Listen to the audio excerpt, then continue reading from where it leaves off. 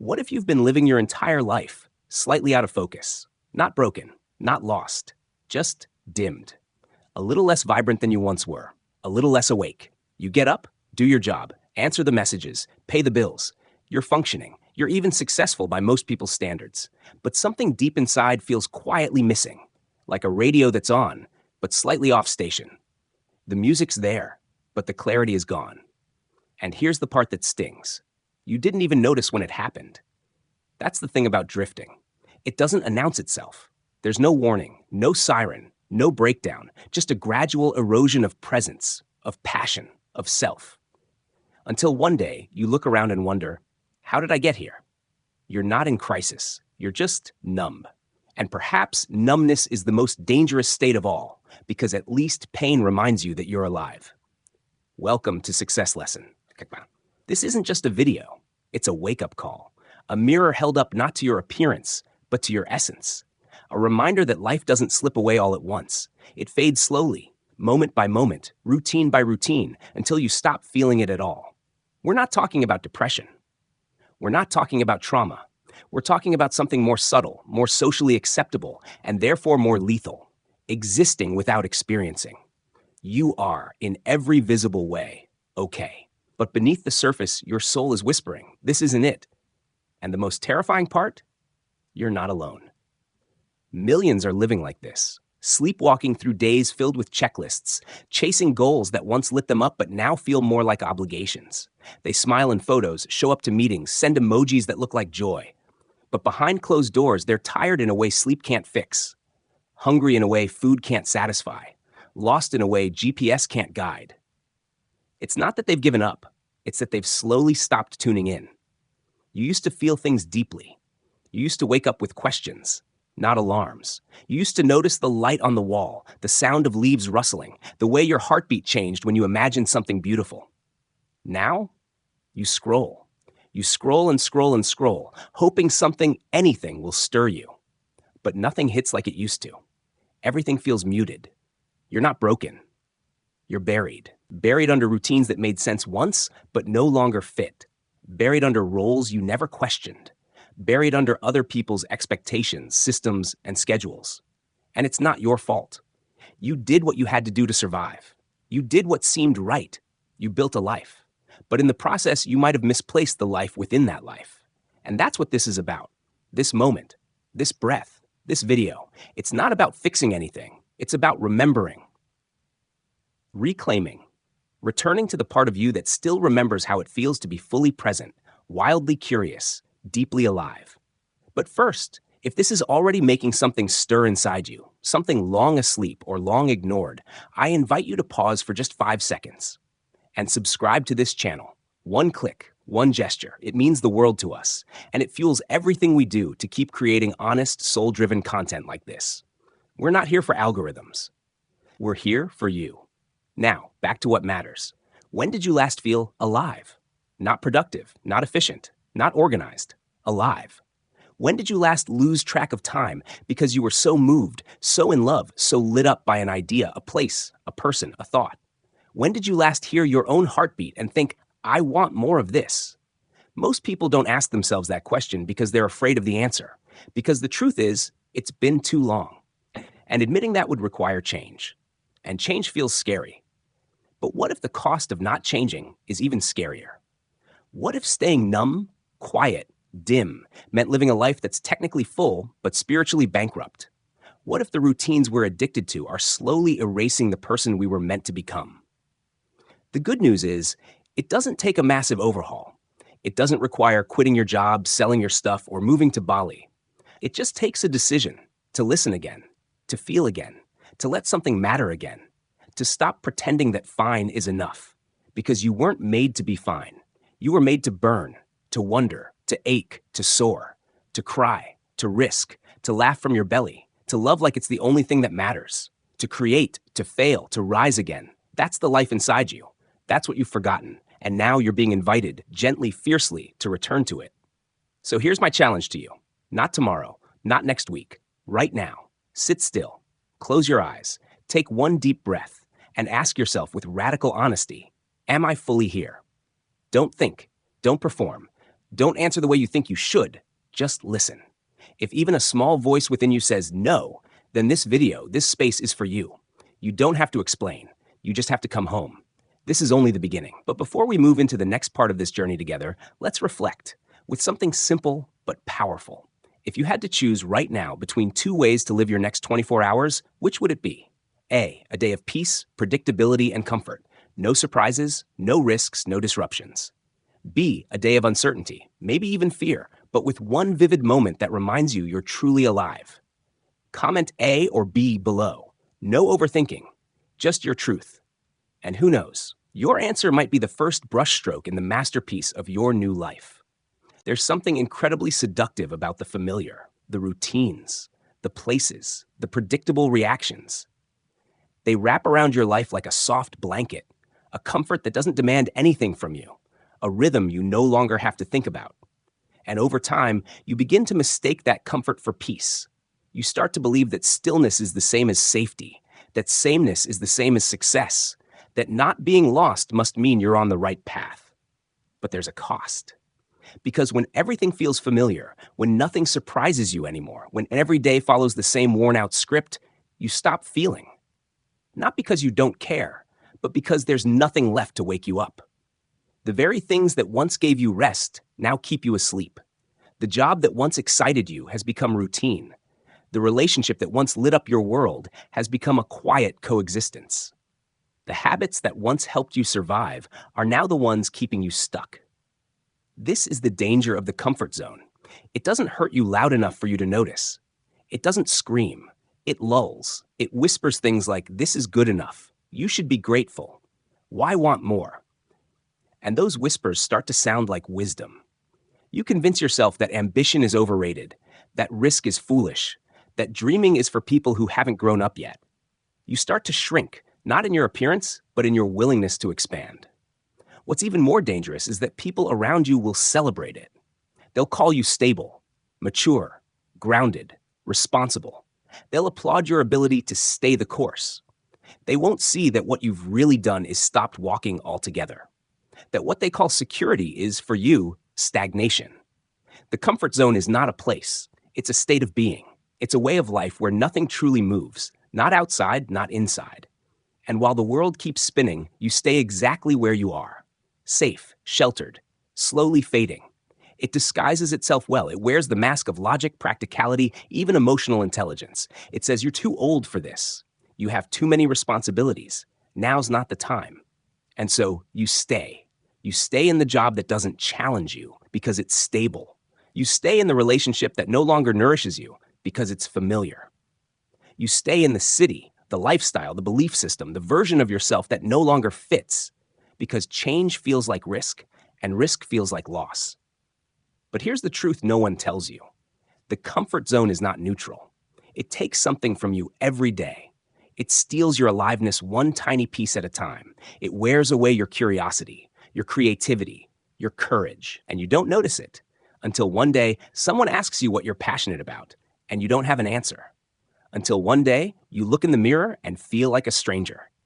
Until one day you realize the last time you felt deeply moved by anything was years ago. And here's another truth. It's not your fault. It's how we're conditioned. From a young age, we're taught that safety is the goal, that stability is the measure of success, that taking the path of least resistance is the wise thing to do. We're told to color inside the lines, to keep our heads down, to follow the rules. And slowly, without knowing it, we build lives that are structurally sound, but spiritually empty. But that doesn't have to be the end of the story. You don't have to blow up your life to leave the comfort zone. You just have to take one step. One honest, intentional, courageous step in a direction that's unfamiliar. That might be saying no to something that no longer aligns with you. That might be saying yes to something that scares you. That might be asking a hard question you've been avoiding for years. That might be allowing yourself to want more without guilt. The point isn't to chase chaos. The point is to remember that aliveness comes with motion, with expansion, with disruption. You're not meant to feel numb. You're not meant to live a life that's just manageable. You're meant to feel your heartbeat when you speak, to feel electricity in your spine when you imagine a new possibility, to wake up with the sense that something beautiful could happen today, not because it's guaranteed, but because you're finally open to it again. If you've been feeling that slow, creeping sense of emotional dullness, this is your sign. If you've been confusing comfort with fulfillment, this is your reminder. If you've been waiting for permission to stretch, to leap, to want more, this is it. It's not too late. You're not too far gone. Your spark is not extinguished. It's just hidden under layers of predictability. And the good news? You're holding the match. Your comfort zone has served you. It got you through seasons that were hard. It gave you rest when you needed it. It was a sanctuary. But sanctuaries can become prisons if you never step out. And maybe, just maybe, it's time to open the door, even just a crack. Because the world needs your aliveness more than your efficiency, your fire more than your checklist, your truth more than your performance. And you need to feel again. You need to remember who you were before you got so good at surviving. You need to reintroduce yourself to your own soul. And it all begins when you're brave enough to say, comfort isn't my goal anymore. Aliveness is. There's a strange kind of tension that lives in many of us, a quiet war we rarely speak about. It's the tension between the life we know and the life we secretly want. The tension between comfort and calling, between familiarity and possibility, between what is and what could be. And this war doesn't show up in grand battles or life-shattering decisions. It shows up in subtle ways. Hesitations, excuses, the persistent hum of not now, and the silent ache of what if. We say we want more. We crave purpose, depth, something that feels like real living. We talk about it with close friends, write about it in journals, dream about it on sleepless nights. But when the moment of truth comes, when the door cracks open, when opportunity whispers, when life invites us to choose something different, we hesitate. We pull back. We wait. Not because we don't want it, but because wanting it means leaving something behind. This is the heart of the inner conflict, the desire to change, but the fear of loss, the yearning to evolve, but the terror of stepping into the unknown. We want the next version of ourselves, but we're unwilling to let go of the current one, even if it's no longer serving us.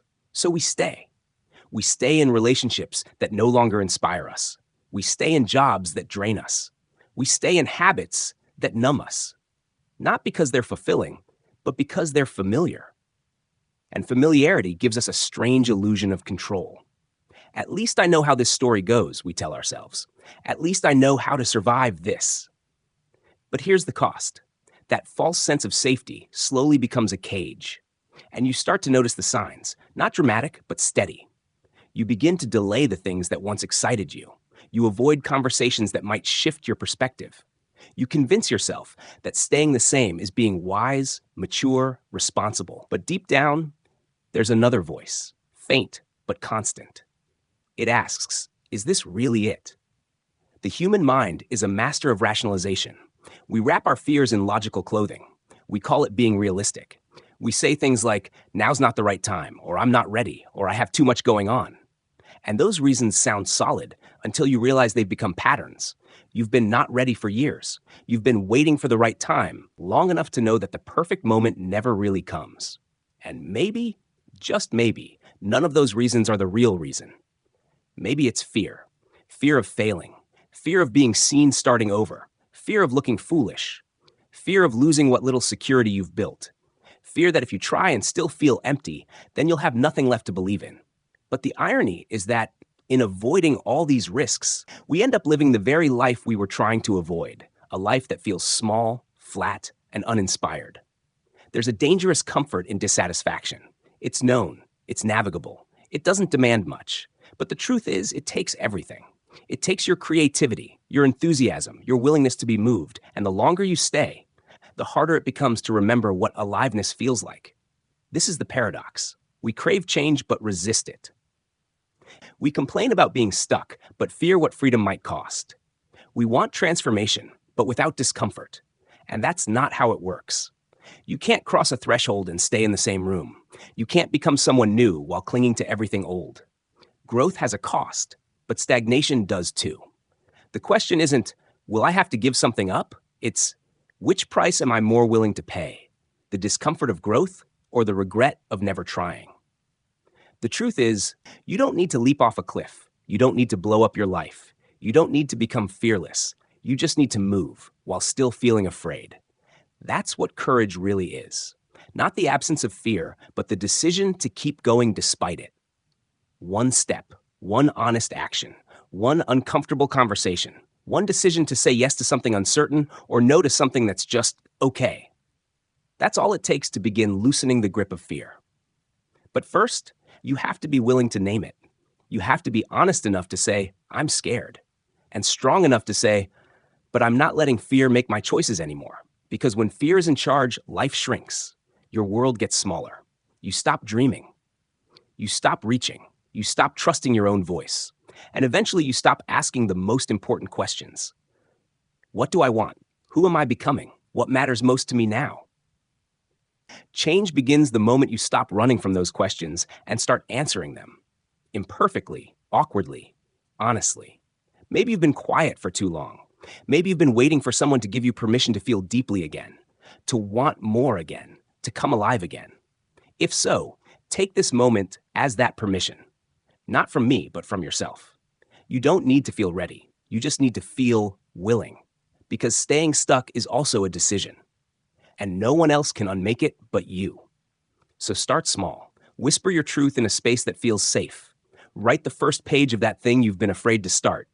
Sign up for the class. Say what you've been avoiding. Move in the direction of what stirs you, even if you don't know where it leads. And if your hands shake, let them shake. If your voice trembles, let it tremble. That's not weakness. That's what real change looks like. Raw, unsure, alive. You don't have to be unafraid. You just have to be unwilling to let fear steal any more of your life. The unknown will always be scary. But you know what's even scarier? Looking back 10 years from now and realizing that the only thing standing between you and the life you were meant to live was a fear you never challenged. Not today. Not anymore. You don't need to set your whole life on fire to feel alive again. You don't need to disappear for 6 months, change your name, or start over from scratch. Sometimes the most profound transformation begins not with a dramatic leap, but with a quiet decision to do one thing differently.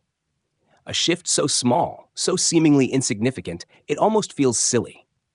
But don't underestimate that, because sometimes it's the tiniest movements that change the entire direction of a life. There's a narrative we've been sold that transformation must be extreme, that in order to change your life, you must quit your job, move to a new city, end your relationship, chase a passion with reckless abandon. And yes, some people do that. Some people need to. But for most of us, the path to a more alive, more meaningful life doesn't come from chaos. It comes from conscious disruption, little, intentional acts that challenge the pattern of our everyday. Things we do not because we have to, but because we choose to. Because somewhere deep down, we're no longer okay with going through the motions. Maybe that looks like taking a different route to work. Maybe it's going to a cafe you've never set foot in. Maybe it's putting your phone away for 1 hour and sitting in silence. Maybe it's reaching out to someone you admire, even if your voice shakes. Maybe it's waking up 30 minutes earlier to write something no one else will ever read. Maybe it's telling the truth in a conversation where you usually stay silent. These aren't grand gestures. They won't make headlines, but they will do something far more important. They'll interrupt the script. The one you've been unconsciously following for months, maybe years. The script that told you how your days should look, what you should want, who you should be. And when you disrupt that, even a little, you send a signal to your own nervous system that change is possible, that you're not a prisoner of your habits, that you are capable of creating a different rhythm. This is what I call safe risk. It's risk with intention, risk with a boundary, risk that stretches you without snapping you. It's about stepping out just far enough that your heart starts beating faster, but not so far that you lose your breath. And it matters, because when we stop taking risks of any kind, we stop growing, we stop evolving, we stop being curious. And in that stillness, we begin to rot from the inside out, quietly, invisibly, until all that's left is a perfectly arranged life with no pulse. You don't need to shock your system. You just need to wake it up. And sometimes that awakening comes in the form of a single question asked at the right time. Sometimes it's a yes you weren't ready to give. Sometimes it's a no. You finally had the courage to speak. Sometimes it's looking in the mirror and whispering, I want more, even if you don't know what more looks like yet. The point is to remember that your life is yours to shape. It doesn't belong to your past, to your habits, to the expectations of others, or to the version of yourself that made choices 5 years ago. It belongs to you today. And you get to decide how you meet that day. You get to choose whether you show up on autopilot or with awareness, whether you shrink into what's familiar or stretch into what's unfamiliar but calling. And yes, you will feel resistance. You'll doubt. You'll want to go back to what's comfortable. But comfort is not the same as fulfillment. Predictability is not the same as peace. You may have to do things badly before you can do them well. You may have to walk into rooms where you feel like you don't belong. Yet. You may have to keep showing up for things that don't immediately reward you. But that's the cost of awakening. That's the tax for re-entering your own life. It's worth it. Because what's the alternative? Living the same day, year after year, calling it a life? Counting down the hours to weekends and vacations just to numb out and start over? Wondering quietly, beneath all the smiles and spreadsheets and small talk, if this is all there is? You know the answer. And here's what's true. One small act of courage often leads to another. Saying yes to one new thing opens a door to another thing you never saw coming. You begin to build momentum. And before long, you're no longer waiting to feel alive. You're creating aliveness through the choices you make. So forget the pressure to reinvent yourself overnight. Instead, make a pact with yourself. Every week, I will do one thing differently. One thing that challenges me. One thing that stirs something in me. One thing that makes me feel like I'm not just surviving, but participating in the shaping of my own future. And if you do that, not once, but consistently, you will look back 6 months from now and be amazed by how far you've come. Not because everything changed at once, but because you changed your relationship with routine, with fear, with yourself. Change doesn't require a storm. Sometimes it begins with a breeze, a nudge, a decision, a whisper that says, let's try. You are not stuck. You are not too late. You are not too broken. You are simply standing at the edge of what's next, and all you have to do is move. One honest step, one different choice. One moment of saying yes to a life that feels a little less controlled and a lot more real. Start small. Start today. Start scared, but start. Sometimes the reason your life feels numb isn't because something is missing. It's because everything is exactly the same. Same thoughts. Same routine, same conversations, same excuses, and over time, sameness becomes silence. The kind of silence that doesn't calm you, but slowly dissolves you. Not all at once, not in a dramatic breakdown, but quietly, softly, one unchallenged day at a time. And here's what's worse. It's easy to get used to it, to normalize the stillness, to accept a version of yourself that runs on autopilot, checks boxes, and calls it a day. It feels safe, it feels stable. It doesn't hurt. But it also doesn't move. And what doesn't move can't grow. You weren't meant to live this way.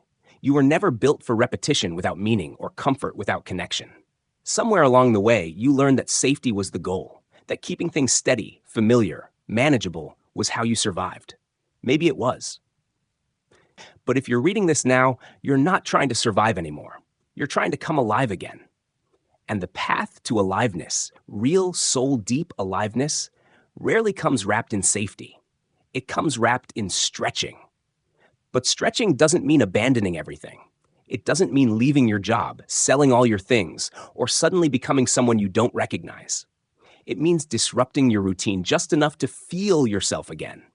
It means creating small, intentional friction with your habits, not to break them entirely, but to wake you up inside them. Maybe that means saying yes to something you've always avoided. Maybe it's asking a question you've been too afraid to voice. Maybe it's walking into a room where you don't know anyone. Maybe it's spending your Saturday doing something you've never tried, or letting yourself imagine something wildly different from your current reality, just to see what it stirs in you. Small risk is underrated. We're obsessed with the idea of radical reinvention, but the truth is, transformation rarely starts with fireworks. It starts with a flicker, a shift, a decision so simple it almost doesn't seem like a decision at all. But that one small move, when done with intention, can change your relationship with your life.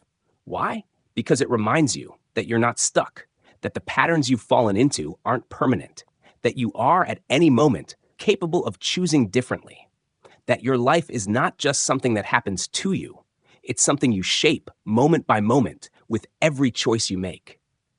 And when you start choosing differently, you start seeing differently. You notice the weight of your own decisions.